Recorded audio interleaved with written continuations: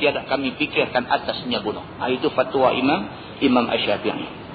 Baik, masalah dengan nas hadis yang di atas ini dan lain-lainnya lagi, bahwasanya amal sihir itu haram dan ialah setengah daripada dosa besar dengan ijma' ulama.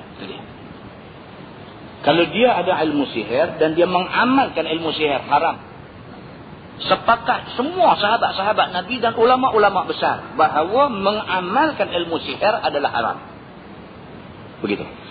Dan sesungguhnya di dalam syarah Muslim, di dalam Kitabul Iman, bahwasanya Nabi SAW membilangkan dia daripada as-sab'ul mubiqat. Nabi SAW pula mengkategorikan sihir ini di dalam 7 perkara yang boleh membinasakan iman manusia. Cerita dia tak maulah. Sihir ni cerita dia tak maulah. Ada juga tuan-tuan orang biasa tanya saya. Dia kata, Ustaz, dia kata, saya ni masalah. Pak saya ni ada belajar ilmu macam-macam ni. Dia kata. Jadi masalahnya lah ni, saya anak laki-laki sulung pak saya. Dia kata. Dan mengikut dia punya tradisi dia, sebelum pak saya mati, dia kata, mesti bagi kat saya. Jadi saya, Ustaz, duk main mengaji, duk dengar ni semua, saya tak mau lah. Jadi nak buat macam mana, Ustaz? Kita kata, dah kata tak mau, tak usah ambil lah. Dia kata, dia kata tak boleh, mesti kena ambil.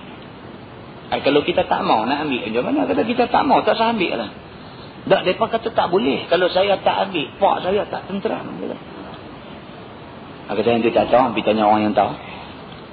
Kita tahu abang kata tak boleh aja. Kan? Jadi dia kata kalau tak ambil sekali lagi nak jadi lagi, tu tak tahu lah, kita tanya orang yang tahu lah. Kita pun tak tahu lah. Sampai peringkat tu aja kita boleh jawab pun. Ada juga macam tu. Dia jenis nak kena turun-temurun pula. Pak bela benda ni, pak nak kena bagi ke anak sulung laki-laki, anak sulung lagi esok nak kena bagi dekat anak sulung laki-laki, dia pula karut lah benda ni. Bila nak habis benda ni? Takkan benda ni tak boleh kita stop tengah jalan. Kan? Cerita dia begitu. Cerita dia tuan-tuan, daripada awal jangan pergi cari dah benda ni semua. Jangan pergi cari. Ni saja cari ni. Ambil cuti seminggu. Naik pergi betapa Gunung Jerai. Dengan makan berotih. Seminggu duk makan berotih ni pun karut juga. Turun-turun tu kira terai golok perak buah tangan kita dia apa. Dia kata jadi tengoklah. Jadi tengoklah. Lepas tu naik papan tanda depan rumah. Orang pakat main meneru, pakat main ambil ubat kata. Enggak, saja cari. Ada juga hadis macam ni, saja cari. Bukan yang dia cari itu, bukan dia cari rezeki, dia cari penyakit. Maka agama bagi ingat dekat kita awal-awal dah, dia kata apa? Benda ni as-sab'ul mubiqat. Di antara 7 benda yang boleh membinasakan iman kita. Dan menerangkan bahawasanya terkadang adalah ia kufur. Dan terkadang tiada ada kufur. Hanya maksiat yang besar, dia kata. Maka jika ada padanya perkataan atau perbuatan yang membawa kepada kufur, maka jadilah ia kafir, seperti menyembah jin dan syaitan ataupun memuja-mujanya dengan perkataan yang mengkufurkan dia. Yang ni yang dikatakan amalan yang boleh bawa kufur. Dia ada pula ayat-ayat tertentu hidup puja benda-benda ni semua. Istiadat tertentu dibuat. Malam jemaah lagu duduk katuk lampu semua padam habis dalam rumah. Lepas tu lagu duk berkemian, dia keluar daripada rumah dia. Dia ada istiadat yang tertentu. Lepas tu dalam gelap tu pula nampak lagu main macam-macam rupa. Cak lagi main lagu duk bagi apa kain kuning apa akan suruh beli kepala. Cak lagi lagu timbul main pula dalam gelap tu bagi kering lama. Cak lagi karut ni duk ada banyak dalam masyarakat kita lah ni. Karut ni duk ada banyak. Yang herannya kawah duk cari ni pun ramai. Hak duk cari ni pun bukan sikit. Oh, nak bagi lagi kemas lagi. Ada dah tapi tak apa kemas lagi. Tok guru bagi tahu pula kalau nak kemas lagi, hang dengar orang mati aksiden. Hari ni mayat dia ke bumi, malam ni hang pi korek. Dia pi tuan-tuan. Ni, jenis kaki tak apa nak cukup ni. Dia pi cari benda-benda macam ni. Pasal apa? Pasal dia nak merosakkan diri dia. Rosak diri sebasal rosak agama dia. Dia buat perbuatan yang boleh membawa kepada kufur.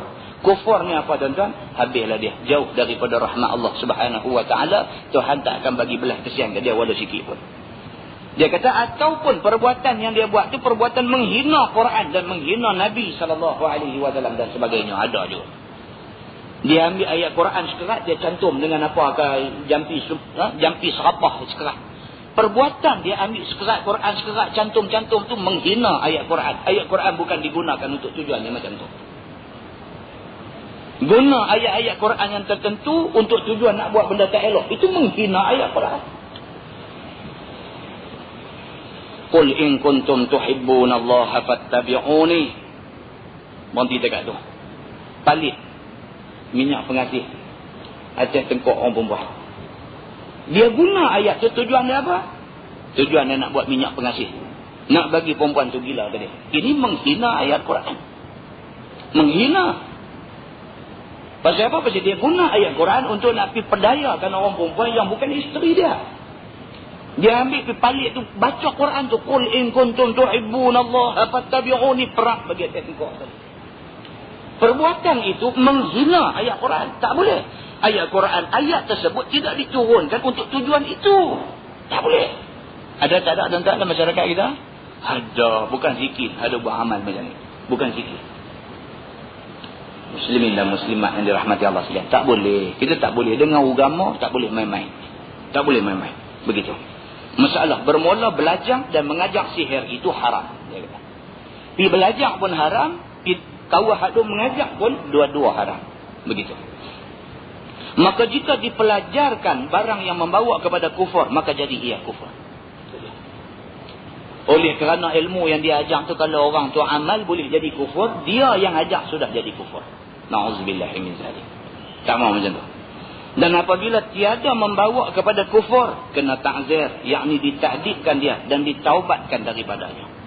Tapi kalau dia belajar tidak sampai ke peringkat kufur, maka dia wajib ditangkap dan ditaubatkan dia. Suruh dia taubat. Ditakdib maksudnya diberikan adab sopan Islam kepada dia. Maka jika taubat ia dengan sendirinya, diterima taubatnya. Tak payah orang tunggu orang tangkap baru nak taubat. Seorang-seorang dia dah belajar benda ni, malam ni main duk dengar pula baca kitab ni. Dengar-dengar, oh dia kata karut ni. Balik dia lagi, elok-elok semayang tahajud tengah malam tak ni, minta ampun kat Tuhan lah. Ya Allah, kata aku pergi belajar benda ni, waktu tu aku jahil. Aku tak tahu benda ni nak pergi jadi rosak sampai macam ni, sampai nak merosakkan akidah. Sampai peringkat apa jadi tukang sihir ni, sampai ke peringkat boleh dihukum pancung sampai mati dan sebagainya. Ya Allah, sudahlah, aku tak mahu dah benda ni, aku nak berhenti hari ni juga. Aku minta ampun kepadamu ya Allah, aku tak tahu benda-benda ni boleh jadi macam ni. Mengucap balik, asyhadu an la ilaha illallah wa asyhadu anna Muhammadar Rasulullah. Maka taubatnya diterima Allah. Banyak orang hak macam ni. Saya dah cerita banyak kali dah. 4-5 kali dah cerita. Orang hak jenis, dia tatah macam mana Tuhan dorong dia sekali mai duduk, dengar kuliah, dengar pula kuliah yang berkaitan dengan dia. Puk, kata kena kata. Sudahlah, dia kata, awaklah malam ni main. Pertama kali main kena terus. Kan? Contoh, kita cerita dulu. Hak tattoo badan penuh. Kan? Habis satu badan penuh. Tattoo gambar ulang. Melengkang di perut tu, naik ni. Naik sampai bawah tengkok, bawah leher ni. Jadi kobra, duk kembang. Kemudian lidah ulang naik ke celah-celah dia janggut. Tak nampak. Selak tunjuk ni, ada lidah. Sini gambar kobra penuh. Di badan ni penuh gambar ulang. Kiri kanan lengan ni gambar orang perempuan tak pakai apa. Main-main pula dengar kita baca tajuk pasal tattoo ni. Lama kita dah 5-6 tahun lepas. Dan kita baca tajuk pasal tattoo ni. Tajuk dia apa? Cerita pasal orang yang badannya bertattoo, mandi wajib tidak sah. Kalau dia mati esok, mandi mayat tidak sah. Bila kena tajuk tu, dia badan dia penuh tattoo. Macam mana? Dia tak boleh duduk dah berkisah. Bila kita nak balik, dia main sendal pintu kereta. Dia main sendal pintu kereta. Buka butang baju perang, kata tunjuk-tunjuk badan penuh tattoo. Macam mana dengan saya ni Ustaz? Sudah kita. Sudah kata macam ni. Macam mana dengan saya ni? Tunjuk penuh di perut ni. Tattoo tuan-tuan, dia bukan duk atas lapisan kulit. Kalau dia sekadar lukisan atas kulit, kita pergi selinak buang kulit tu, hilanglah tattoo dah. Dia jenis duk tanam dengan jarum ni. Color tu bukan duk atas kulit saja. Dia masuk sampai dalam isi tu. Dalam kitab pula agama dah buat keputusan dah. Kalau orang hak jenis ketua macam ni, dia kena usahakan sedaya upaya dia.